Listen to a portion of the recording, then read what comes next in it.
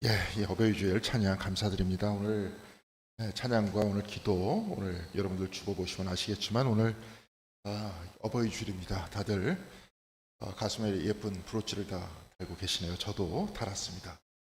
우리 교회는 어버이 주일 부모님에게 또한 작은 선물을 준비하고 있고요. 90세 이상 되신 어르신들을 위해서는 또 다른 선물을 준비하고 있습니다. 부모의 마음은 부모가 되어 보아야 안다고 저도 이제 아버지가 되니까 아버지와 어머니의 마음을 조금이라도 좀 이해가 가는 것 같습니다. 육신적 부모의 마음을 알아가는 것도 일평생 걸리는 일일 텐데 우리 생명의 근원이시고 만물의 어버이 되시는 하나님의 마음을 우리의 작은 머리와 짧은 경험으로 어떻게 알 수 있겠습니까? 그러나 우리는 하나님께서 우리에게 생명 주시고 은혜 주신다는 것을 알고 있습니다. 어버이 주일을 맞이하여서 하나님의 충만한 은총이 이곳에 모인 여러분들과 여러분들의 가정과 일상에 늘 함께 하셔서 오늘도 내일도 앞으로도 영원히 하나님과 동행하는 아름다운 삶을 사시는 여러분들이 되시기를 주님의 이름으로 간절히 기원드리겠습니다. 어버이 주일을 맞이해서 생각해 보면 부모님들이 자식들에게 바라는 것이 자식들이 해외여행 자주 보내주거나 좋은 음식 대접하는 것이 아니고 그냥 자식이 잘 되는 것, 이것이 늘상 부모님들이 바라는 것이 아니겠습니까? 하나님께서도 마찬가지입니다. 하나님께서도 우리에게 바라는 것은 우리가 잘 되는 거죠. 이사야서 1장 16절에서 17절을 보면 이렇게 기록되어 있습니다. 너희는 스스로 씻으며 스스로 깨끗하게 하여 내 목전에서 너희 악한 행실을 버리고 행악을 그치며 선행을 배우며 정의를 구하며 학대받는 자들을 도와주며 고아를 위하여 신원하며 과부를 위하여 변호하라, 이렇게 말씀했습니다. 공의를 지켜 약자를 보호하고 이들을 사랑하라고 했습니다. 공의와 사랑 안에 살아야 우리 모두가 잘 된다는 것 아닙니까? 이를 좀 더 잘 이해하기 위해서 우리 모두의 기원과 처음인 창세기를 살펴볼 것인데요.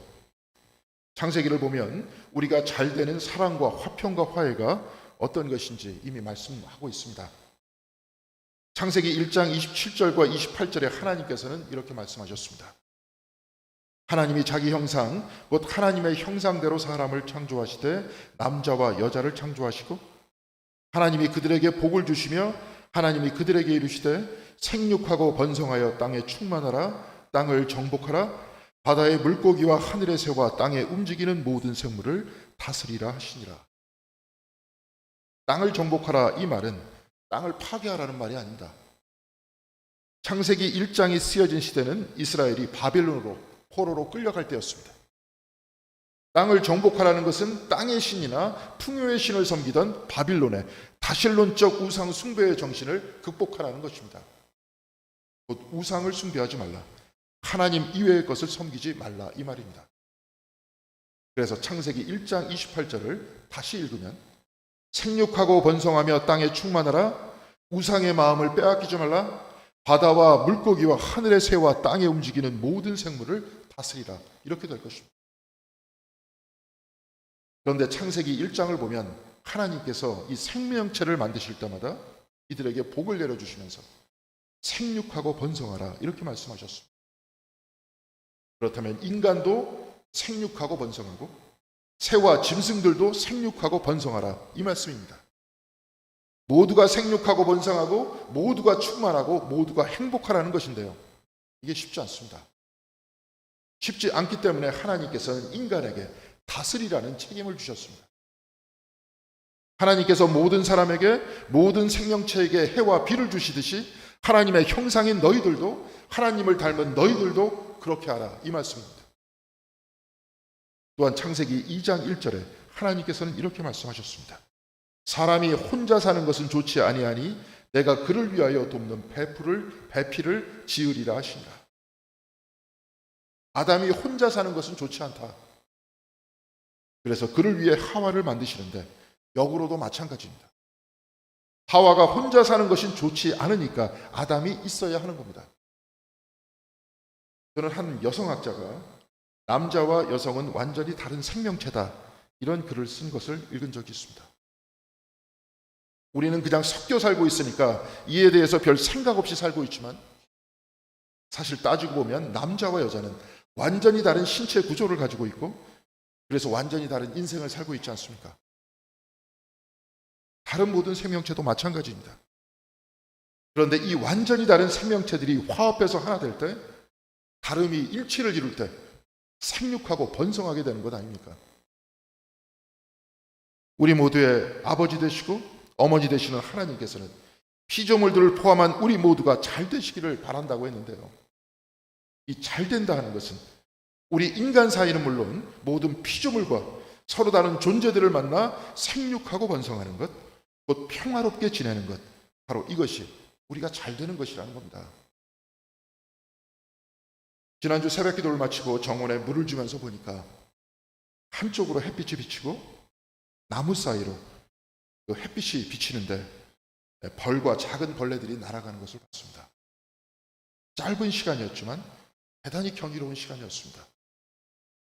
예술가들이라면 사진을 찍거나 그림을 그릴 순간이었고 시인이라면 이 순간을 몇 글자로 압축적으로 표현했을 겁니다. 그리고 저와 여러분과 같은 신앙인이라면 저 곤충과 식물들이 또한 우리 모두가 움직이는 공간과 생명을 주시고 돌보시고 감싸주시는 하나님의 은총을 마음으로 느끼는 바로 그 순간이었을 겁니다. 창세기 1장 29절에 내가 온 지면에 씨 맺는 모든 채소와 씨 가진 열매 맺는 모든 나무를 너희에게 주노니 너희의 먹을거리가 되리라 이렇게 말씀하셨습니다. 우리들의 먹을거리란 씨 맺는 채소와 씨 가진 열매 맺는 모든 나무입니다. 동물이 아니라 식물들입니다. 피를 흘리지 않고 다시 재생되는 식물들을 먹을거리로 삼으라고 하시면서 사람과 짐승 사이에도 피를 흘리지 않게 하셨던 겁니다. 이사야서 11장 6절에서 9절까지 이런 평화의 공동체에 대해서 예언자는 이렇게 선포하고 있습니다. 그때 이리가 어린 양과 함께 살며 표범이 어린 염소와 함께 누우며 송아지와 어린 사자와 살찐 짐승이 함께 있어 어린아이에게 끌리며 암소와 곰이 함께 먹으며 그것들이 새끼와 함께 엎드리며 사자가 소처럼 풀을 먹을 것이며 젖먹는 아이가 독사의 구멍에서 장난하며 젖된 어린아이가 독사의 굴에 손을 넣을 것이라.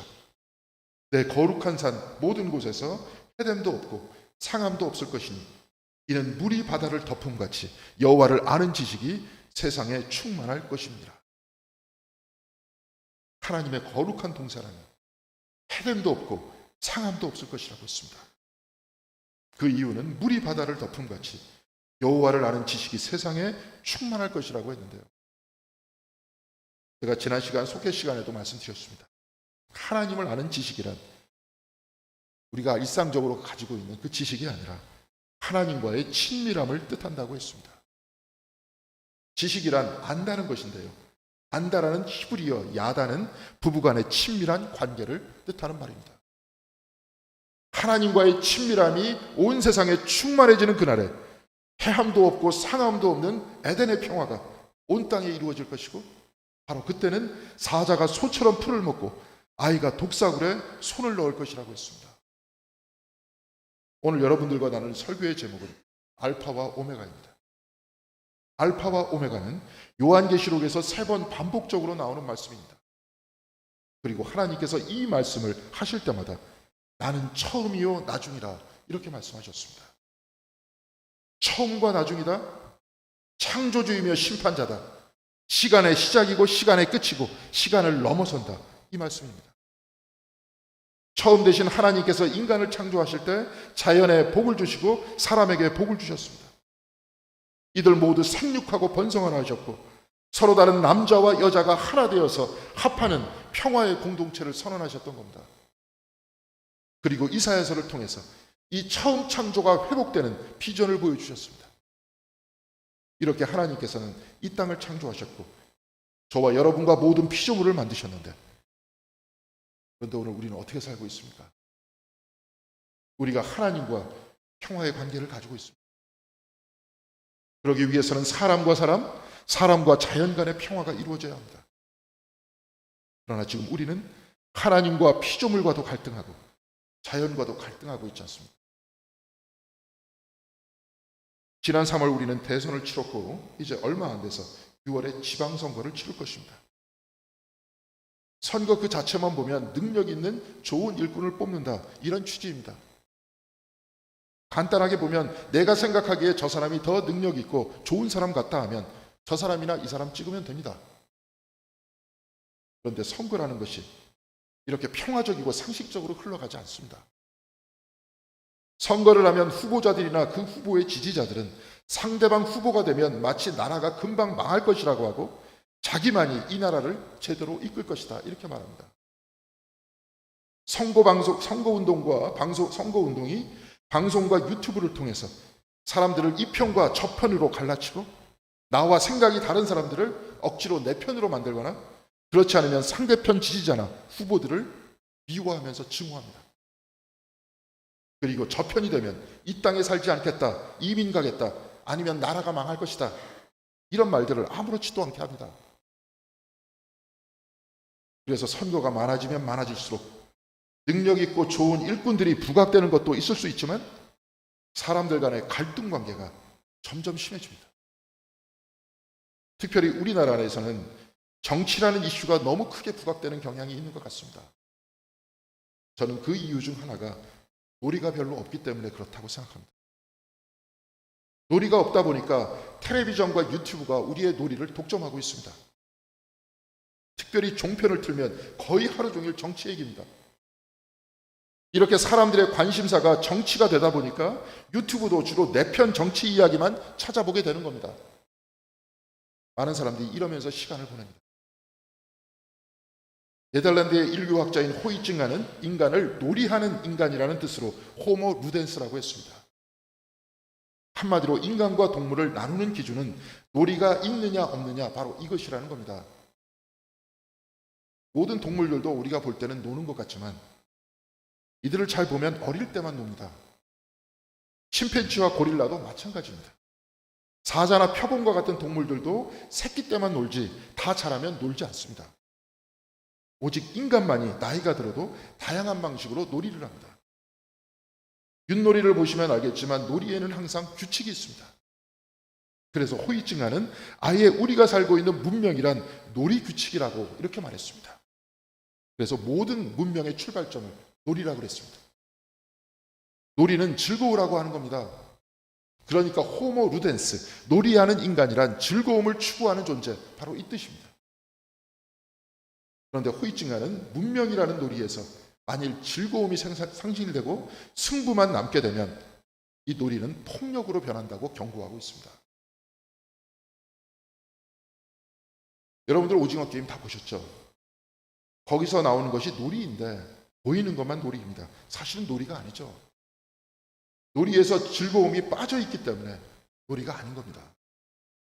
한 명이 살아남을 때까지 다 죽여야 놀이가 끝나니까 놀이가 아니고 폭력이고 전쟁인 겁니다.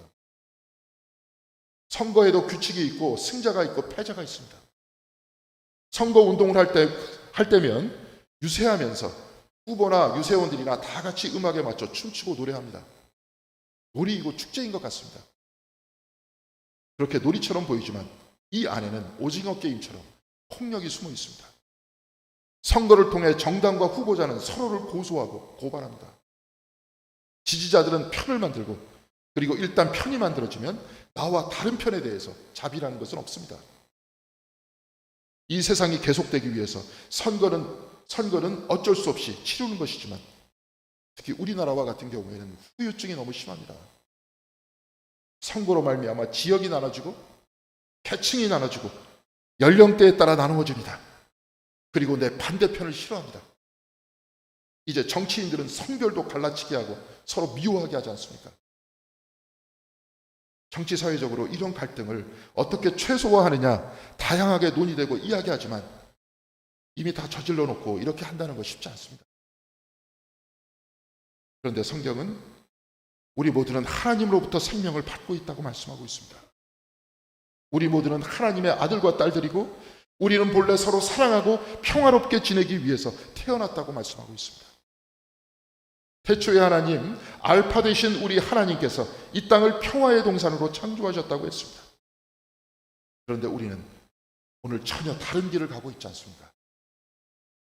이렇게 다른 길을 가고 있는 우리에게 오늘 우리가 교독한 요한계시록 7장 9절에서 17절까지의 말씀을 보면 우리의 미래는 갈등과 싸움이 아니고 화합과 사랑이라고 말씀하고 있습니다. 요한계시록 7장 9절은 이 일 이후에 이렇게 시작하고 있는데요. 이 일이 무슨 일인지는 요한계시록 7장 4절에 기록되어 있습니다. 요한계시록 7장 4절은 이렇게 말씀하고 있습니다. 내가 인침을 받은 자의 수를 들으니 이스라엘 자손의 각 지파 중에서 인침을 받은 자들이 14만 4천이니 14만 4천이라고 했는데요.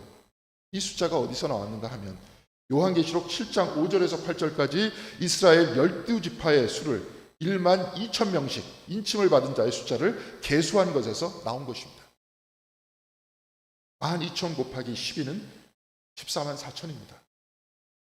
이 숫자를 가지고 설왕설래하는 다양한 해석들이 있었지만 오늘 본문을 보면 이 숫자는 지극히 일부이고 이보다 더 많이 셀 수 없는 사람들이 어린 양 예수 그리스도와 하나님을 찬양했다고 말씀하고 있습니다. 그러니까 14만 4천이 본질이 아니고 온 백성들이 하나님을 찬양하고 있다. 바로 이것이 본질인 겁니다. 요한계시록 7장 9절과 10절에는 그 말씀 이 주보에도 나와 있는데요. 여러분들 다 같이 한 목소리로 한번 읽어보도록 하겠습니다. 요한계시록 7장 9절에서 10절까지 말씀입니다. 이 일 후에 내가 보니 각 나라와 족속과 백성과 방언에서 아무도 능히 셀 수 없는 큰 무리가 나와 흰 옷을 입고 손에 종려가지를 들고 보좌 앞에 어린 양 앞에 서서 큰 소리로 외쳐 이르되 구원하심이 보좌에 앉으신 우리 하나님과 어린 양에게 있도다 하니 아무도 셀 수 없는 각 나라와 족속들의 사람, 엄청나게 많은 사람들이죠. 이들이 각자의 방언, 곧 그들의 언어로 구원하심이 보좌에 앉으신 우리 하나님 어린 양에게 있다라고 외쳤다는 겁니다.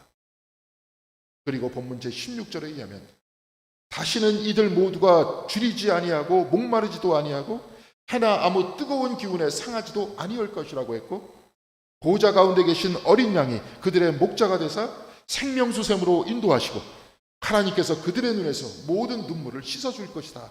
이렇게 말씀하고 있습니다. 알파 되신 하나님께서 인간과 모든 피조물들도 생육하고 번성하며 피조물 간에 해함도 없고 상함도 없는 평화의 동산을 만드셨습니다.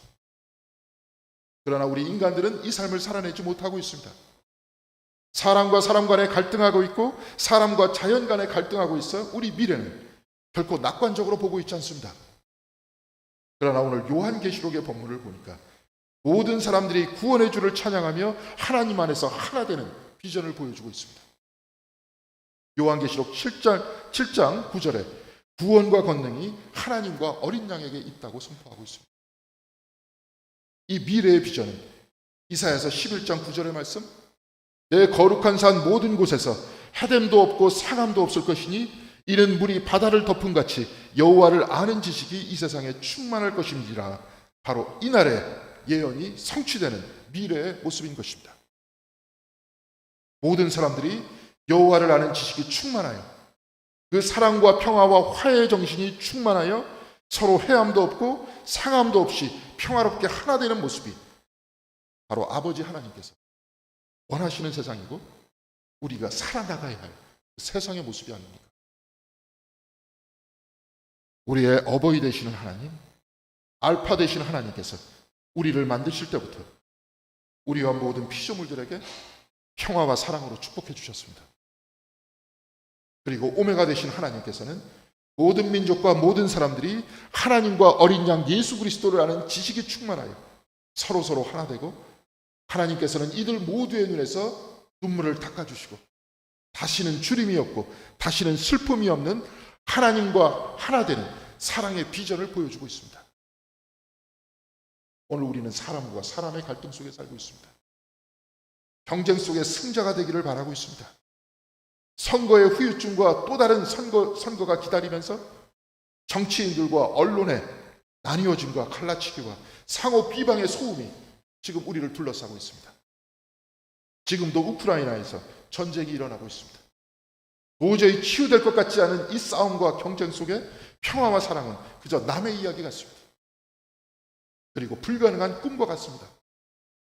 대기 중에 이산화탄소의 양이 많아져서 이제 이상기후는 특이한 현상이 아니라 일상이 됐습니다. 4월에는 한여름처럼 덥더니 오히려 요즘은 더 쌀쌀합니다. 이런 세상 안에서 우리의 미래는 어떻게 될 것입니까? 그런데 오늘 요한계시록에서는 사람들이 갈등하며 망해가는 비전이 아니라 모두가 하나님과 어린 양 그리스도 안에서 하나가 되고 하나님께서 이들 모두의 눈물을 닦아주시는 화해와 사랑의 비전을 보여주고 있습니다. 그리고 오늘 우리가 읽은 복음서의 말씀 요한복음 10장 29절에 예수께서는 당신을 둘러싸고 있는 유대인들에게 이렇게 말씀하십니다. 내 아버지는 만물보다 크시매 아무도 아버지 손에서 빼앗을 수 없느니라. 내 아버지는 만물보다 크시다고 했습니다. 아버지 하나님은 대한민국보다 크시고 이 지구보다 크시고 온 우주의 만물보다 크시다는 것입니다. 지금 우리와 우리 인간 세상을 볼 때 평화와 사랑과 하나됨은 불가능한 것 같이 보이지만 하나님께서는 이 갈등과 다툼보다 더 크시다고 예수께서는 말씀하고 계십니다. 요한계시록에서 수많은 사람들은 각자의 언어로 구원은 보좌에 앉으신 하나님께 있고 어린 양에게 있다고 했습니다. 구원은 알파 되시고 오메가 되신 평화와 사랑의 하나님 안에 있고 이 평화와 사랑을 이루시기 위해 십자가를 지신 어린 양 예수 그리스도에게 있다고 했습니다.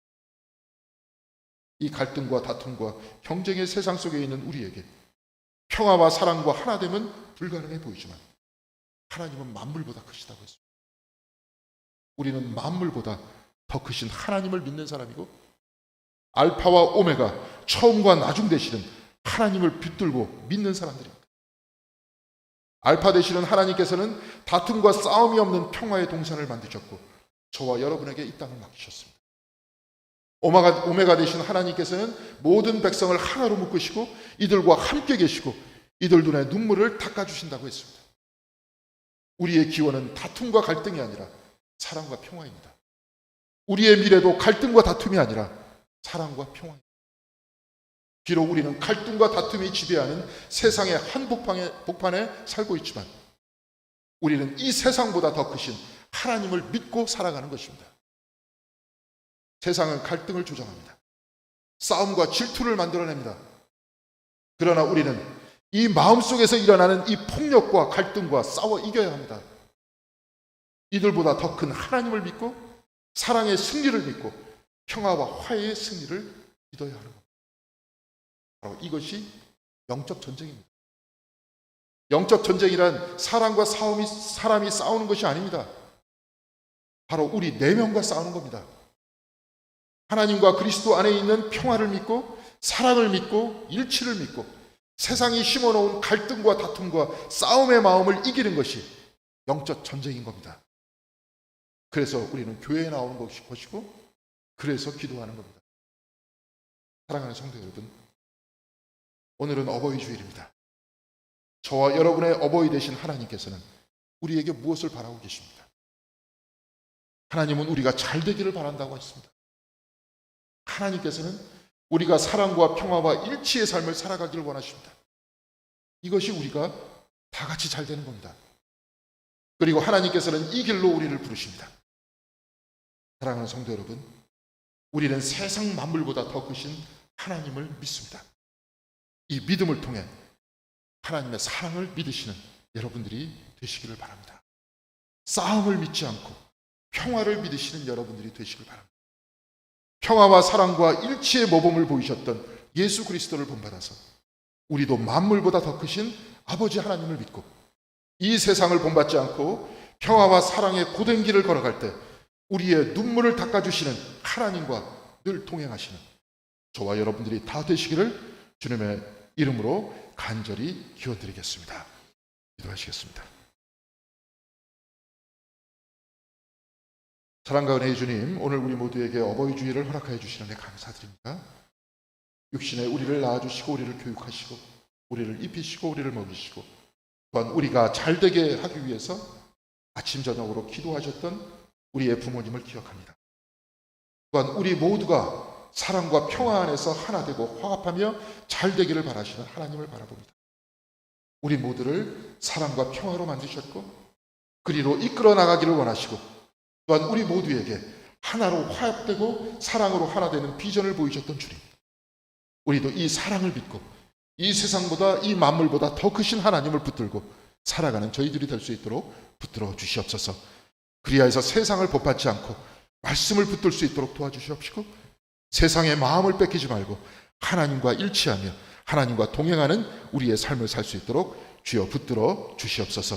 이곳에 계신 모든 어르신들 또한 부모님들 주께서 위로하여 주시옵시고 마음에 상처받은 일이 있으면 눈물로 위로하여 주시옵시며 같이하여 주셔서 또한 우리로 하여금 늘 하나님과 동행하여서 하나님을 직접적으로 만나는 체험, 하나님을 인격적으로 만나는 체험이 우리의 삶에 가득하여서 세상의 유혹 속에 지치지 않도록 도와주시옵시고 힘을 얻는 우리 모두가 될 수 있도록 주여 붙들어 주시옵소서. 이 모든 말씀 우리 주 예수 그리스도의 이름으로